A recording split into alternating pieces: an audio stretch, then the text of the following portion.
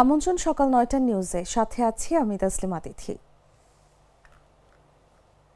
জুলাই জাতীয় সনদের যেসব বিষয়ে বিএনপি একমত হয়েছিল সেগুলো সরকার বাস্তবায়ন করবে বলে জানিয়েছেন বিএনপি মহাসচিব ও স্থানীয় সরকার মন্ত্রী মির্জা ফখরুল ইসলাম আলমগীর।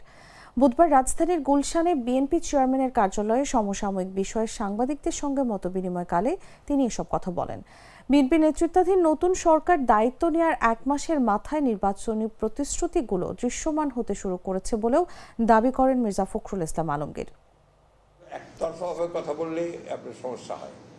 আমরা কিন্তু যে জুলাই সনদের ব্যাপারে আমরা 100% কমিটেড, বাট কোনগুলো যেগুলো আমরা সই করেছি এই কথাটা খুব পরিষ্কার করে বলতে চাই। আমরা যেগুলোতে একমত হয়েছি সেই বিষয়গুলোতে আমরা কমিটেড, সেই কমিটমেন্ট আমরা ওখান থেকে এতটুকু নড়ব না। আপনার আমাদের উপর চাপিয়ে দেওয়া যেটা একটা আপনার কোনো শর্ত, এটা তো মেনে নেওয়াটা আমাদের জন্য নিশ্চয়ই আপনার সবসময় সম্ভব নাও হতে পারে, তবে সেটা আমরা আলোচনা করেছি।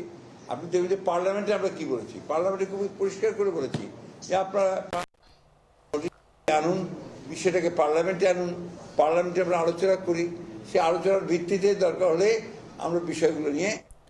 বগুড়া সান্তাহারে ৯টি বগি লাইনচ্যুত হওয়া নীলসাগর এক্সপ্রেস ট্রেনটি উদ্ধারে ১২ ঘন্টা সময় লাগতে পারে।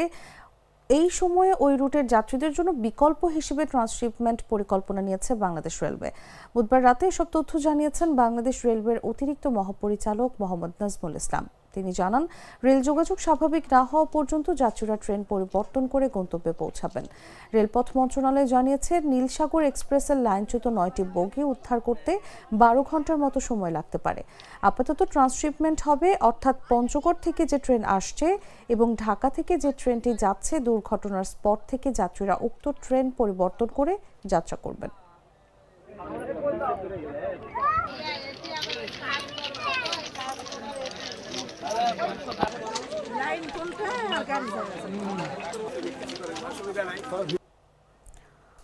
এদিকে ঈদে ঘরমুখো যাত্রীদের নিয়ে বগুড়া সান্তাহারে দুর্ঘটনার শিকার ট্রেনের ক্ষয়ক্ষতি কমানো ও দুর্ভোগ এড়াতে প্রয়োজনীয় ব্যবস্থা নিতে স্থানীয় প্রশাসনকে নির্দেশ দিয়েছেন প্রধানমন্ত্রী তারেক রহমান। বুধবার সন্ধ্যায় দুর্ঘটনা কবলিত এলাকা বগুড়ার জেলা প্রশাসক ও পুলিশ সুপারের সঙ্গে কথা বলেন তিনি। সেখানকার সার্বিক পরিস্থিতি সম্পর্কে খোঁজখবর নেন প্রধানমন্ত্রী তারেক রহমান। দুর্ঘটনা কবলিত ট্রেনটি দ্রুত উদ্ধার এবং যাত্রীদের দ্রুত গন্তব্যে পৌঁছানোর প্রয়োজনীয় পদক্ষেপ নিতে নির্দেশ দিয়েছেন তিনি। বিষয়টি নিশ্চিত করেছেন প্রধানমন্ত্রীর অতিরিক্ত প্রেস সচিব আতিকুর রহমান রুমন। বুধবার দুপুর ২:৩০টার দিকে ঢাকা থেকে নীলফামারীগামী নীলসাগর এক্সপ্রেসের ৯টি বগি বগুড়ার আলমদিঘিতে লাইনচ্যুত হয়। এতে অর্ধশতাধিক যাত্রী আহত হওয়ার খবর পাওয়া গেছে।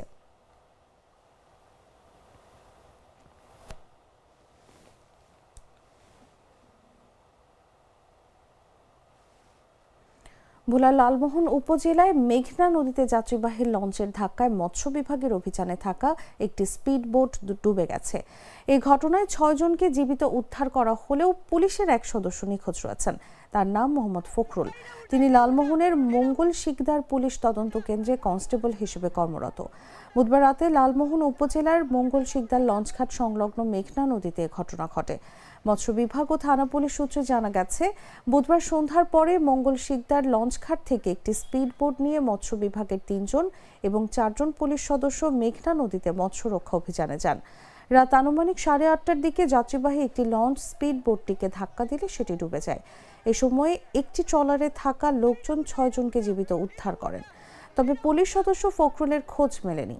আহত কয়েকজনকে লালমোহন উপজেলা স্বাস্থ্য কমপ্লেক্সে চিকিৎসা দেওয়া হয়েছে।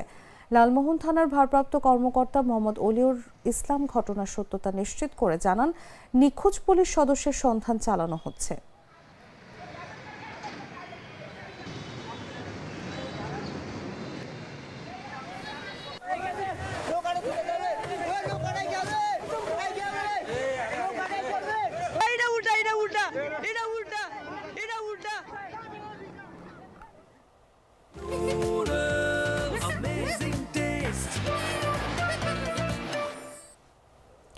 ঢাকা টাঙ্গাইল যমুনা সেতু মহাসড়কে যানবাহনের চাপ বেড়েছে। এতে মহাসড়কে গণপরিবহন সংকট দেখা দিয়েছে। ঘন্টার পর ঘন্টা দাঁড়িয়ে থেকেও অনেকেই কাঙ্ক্ষিত পরিবহন পাচ্ছেন না। আবার অনেকে ঝুঁকি নিয়ে খোলা ট্রাক ও পিকআপে করে বাড়ি যাচ্ছেন। যাত্রীদের কাছ থেকে অতিরিক্ত ভাড়া আদায়ের অভিযোগ উঠেছে কোথাও কোথাও। এতে চরম দুর্ভোগে পড়েছেন এই সড়ক দিয়ে যাতায়াতকারীরা। বুধবার সকাল থেকে বিকেল পর্যন্ত মহাসড়কের বিভিন্ন স্থান ঘুরে এমন চিত্র দেখা গেছে। এদিকে বৃষ্টির কারণে খোলা ট্রাক ও পিকআপে কিংবা বাসের ছাদে ভোগান্তি নিয়ে বাড়ি যাচ্ছে মানুষ। এদিকে ঢাকা টাঙ্গাইল যমুনা সেতু মহাসড়কের গোড়াই থেকে যমুনা সেতু পর্যন্ত প্রায় ৬৫ কিলোমিটার সড়কে জেলা পুলিশের প্রায় ৮ শতাধিক সদস্য দায়িত্ব পালন করছেন। পুলিশের পাশাপাশি সেনাবাহিনীও মহাসড়কে দায়িত্ব পালন করছেন। সরেজমিনে মহাসড়কের বিভিন্ন স্থানে ঘুরে দেখা যায় গণপরিবহনের জন্য ঘন্টার পর ঘন্টা মহাসড়কে দাঁড়িয়ে রয়েছেন যাত্রীরা। অনেকেই বিকল্প ব্যবস্থায় ঝুঁকি নিয়ে বাসের ছাদ, খোলা ট্রাক ও পিকআপ ভ্যানে করে ঢাকায় যাচ্ছেন। পুরুষের পাশাপাশি নারী ও শিশুদেরও ঝুঁকি নিয়ে যেতে দেখা গেছে। মহাসড়কে পুলিশের পাশাপাশি সেনাবাহিনীর সদস্যরাও যানজট নিরসনে কাজ করতে দেখা যায়।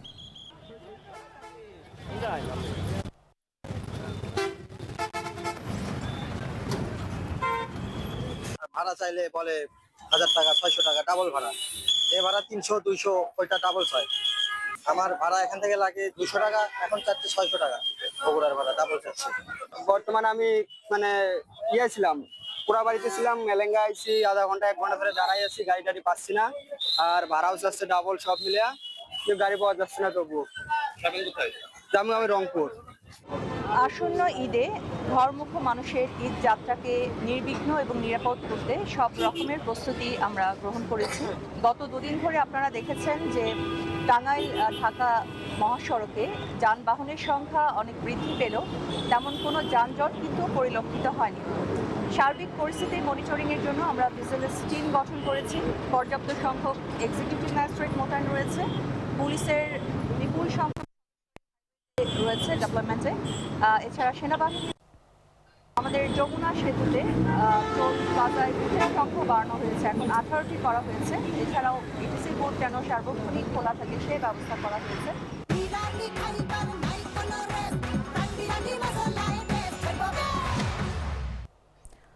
কৃষকদের উৎপাদিত ফসলকে প্রাকৃতিক দুর্যোগের ঝুঁকি থেকে সুরক্ষা দিতে ফসল বীমা চালুর উদ্যোগ নেওয়ার কথা জানিয়েছেন খাদ্য, কৃষি, মৎস্য ও প্রাণী সম্পদ মন্ত্রী মোহাম্মদ আমিনুর রশিদ। তিনি বলেছেন, বন্যা বা অন্য কোনো দুর্যোগে ফসলের ক্ষতি হলে বীমা সুবিধার আওতায় ক্ষতিপূরণ প্রদান করা হবে, যাতে কৃষকরা আর্থিকভাবে বিপর্যস্ত না হন। কৃষকদের জন্য কেবল কৃষক কার্ডই নয়, তাদের উৎপাদিত ফসলের নিরাপত্তাও নিশ্চিত করার কাজ করছে সরকার।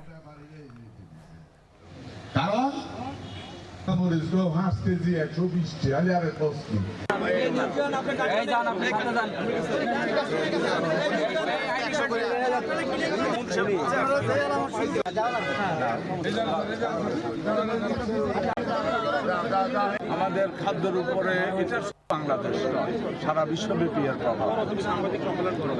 সো আমাদের উৎপাদনটা যদি ঠিক থাকে, যেন ঠিক থাকে, এটা নিয়ে আমরা যথেষ্ট সচেতন আছি। আশা করি কোনো সমস্যা হবে না। এর মধ্যে বৃষ্টি শুরু হয়েছে, সো বৃষ্টি যখন হবে স্বভাবতই ধানের জন্য অনেক বেশি। ঝিনাইদহের মহেশপুরে ডিবি পরিচয় প্রতারণার অভিযোগে হাসান কবির নামের এক ব্যক্তিকে আটক করে পুলিশে সোপর্দ করেছে স্থানীয় জনতা। বুধবার উপজেলার বাঘাডাঙ্গা গ্রাম থেকে তাকে আটক করা হয়। এই ঘটনায় জড়িত সন্দেহে জিজ্ঞাসাবাদের জন্য আরও একজনকে আটক করেছে পুলিশ। আটক হাসান কবির যশোরের চৌগাছা উপজেলার ষোলুয়া গ্রামের আলী হোসেনের ছেলে। পুলিশ ও স্থানীয় সূত্রে জানা যায়, প্রায় 3 দিন আগে তিনি আত্মীয় পরিচয়ে মহেশপুর উপজেলার বাঘাডাঙ্গা গ্রামের জিঞ্জিরা পাড়ায় জলিল হোসেনের বাড়িতে বেড়াতে আসেন। সেখানে অবস্থান করে তিনি নিজেকে ডিবি পুলিশের সদস্য হিসেবে পরিচয় দিতে শুরু করেন।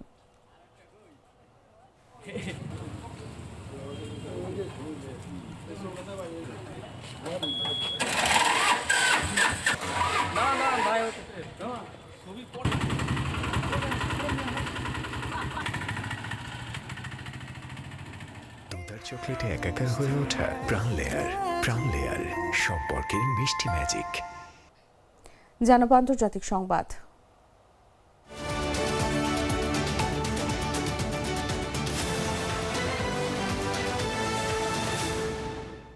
এবার ইরানের গোয়েন্দা মন্ত্রী ইসমাইল খাতিবকে হত্যার দাবি করেছে ইসরায়েল। দেশটির প্রতিরক্ষা মন্ত্রী বুধবারই দাবি করেন, তবে এ বিষয়ে এখনো কোনো মন্তব্য করেনি তেহরান।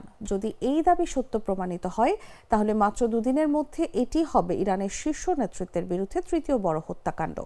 এর আগে গেল মঙ্গলবার ইসরায়েলি বিমান হামলায় নিহত হন ইরানের নিরাপত্তা প্রধান আলী লারিজানি এবং আধা সামরিক বাহিনী বাসিজের প্রধান গোলাম রেজা সোলাইমানি। বুধবার তাদের জানাজা অনুষ্ঠিত হওয়ার কথা রয়েছে। এই দুই হত্যাকাণ্ড ইরানের জন্য বড় ধাক্কা হিসেবে দেখা হচ্ছে। তবে ইরান বলছে এসব হত্যাকাণ্ড তাদের নেতৃত্ব কাঠামোকে ভেঙে দিতে পারবে না। এক সাক্ষাৎকারে ইরানের পররাষ্ট্রমন্ত্রী আব্বাস আরাকচি বলেন, যুক্তরাষ্ট্র ও ইসরায়েল এখনও বুঝতে পারেনি যে ইরানের সরকার কোনো একক ব্যক্তির উপর নির্ভরশীল নয়। আল জাজিরাকে দেয়া ওই সাক্ষাৎকারে তিনি বলেন, একজন নেতাকে হত্যা করা হলেও রাষ্ট্রীয় কাঠামো অটুট থাকে এবং কার্যক্রম চলতে থাকে।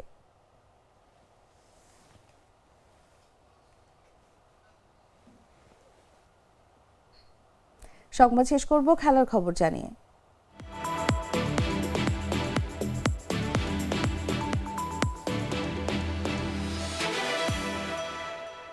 এএফসি নারী এশিয়া কাপ ফুটবল টুর্নামেন্ট শেষে অস্ট্রেলিয়াতেই আশ্রয় চেয়েছিল ইরানের বেশ কয়েকজন নারী ফুটবলার। তবে সেই আশ্রয় চাওয়ার ঘটনার পরও অবশেষে দেশে ফিরে এসেছে ইরান নারী ফুটবল দল। ইরানের বিভিন্ন গণমাধ্যম জানিয়েছে দলটি অস্ট্রেলিয়া থেকে তুরস্ক হয়ে স্থলপথে নিজ দেশে প্রবেশ করেছে। প্রকাশিত ভিডিও চিত্র দেখা যায় খেলোয়াড়রা তুরস্ক থেকে বাসে করে সীমান্তে পৌঁছান এবং সেখানে কিছু সরকারি কর্মকর্তা তাদের স্বাগত জানান। তবে দলের সবাই ফেরেননি। দুই ফুটবলার ফাতেমে পাসান্দিদে ও আতেফে অস্ট্রেলিয়াতেই থেকেই যাওয়ার সিদ্ধান্ত নিয়েছেন। তারা বর্তমানে ব্রিসবেন রোর ক্লাবের সঙ্গে অনুশীলন করছেন। জানা গেছে আরও কয়েকজন খেলোয়াড় শুরুতে আশ্রয় নেওয়ার আগ্রহ প্রকাশ করলেও পরে তারা সিদ্ধান্ত পরিবর্তন করে দেশে ফেরার পথ বেছে নেন।